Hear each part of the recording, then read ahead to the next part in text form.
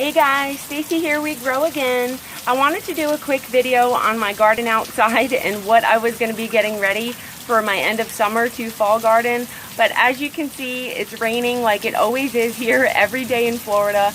And I just wanted to go over my rain buckets and how I collect my rain.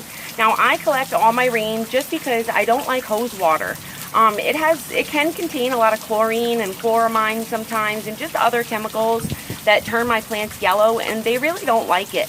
So I collect all my rain in these buckets. You can see I have so many of them out and these are all washed out, cleaned out. My fiance used to do pools for a living, so he got all these buckets for free, and we just washed them out really good with some Dawn, let it sit in there for a while, and we collect it in all these buckets. Now, when you're collecting rain off of your roof, we don't have a gutter, so the rain just kind of pours off our roof. So we collect them in these buckets. They go right in there.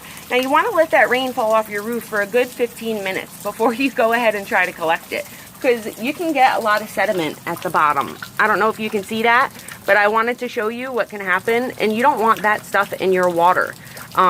You want your water really nice and clean, so make sure you let that water run off your roof or anything you're collecting it in for a good 15 minutes or so, and then you can start putting it in your buckets and collecting it. Now once you get it in your bucket, it's really easy. Any sediment that's in there or tree debris is going to be fine. Bugs and stuff like that, or like floating stuff in your water, you really don't want that. You want it clean. So one way I make sure my water's clean is I take a rag or just a t-shirt, a white t-shirt, and I put it in the bottle like this, and I dump this bucket in a smaller jug, kind of like this one, and then it has a spout on it, and then I can pour it in here, and all that water is going to filter out for me.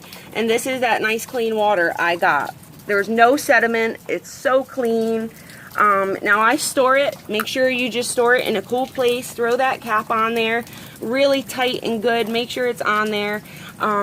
Keep your water you're collecting in a really cool place. Inside your lanai, inside your house is fine. I keep it in my lanai. Just make sure it's not getting direct sunlight or getting hot, and that water will stay good. This water stays good for 2 weeks for me sometimes, but I get so much rain that throughout the summer that I can just get fresh water anytime I want. So I love collecting rainwater. It just works so much better, and this is the easiest way I know how to do it. Now if you do have a gutter on your roof, you just got to find a place where you're getting a lot of downpour off of.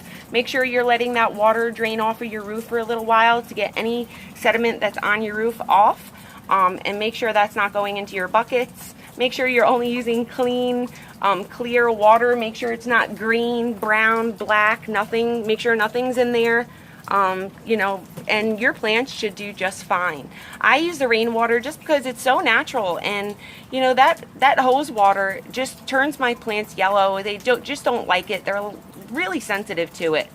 So if you're having problems with your water, this is just one of the ways you can do it. I love doing it this way. I feed all my plants water, my succulents, my herbs, veggies, everything gets fed this way. I don't water anything with a hose.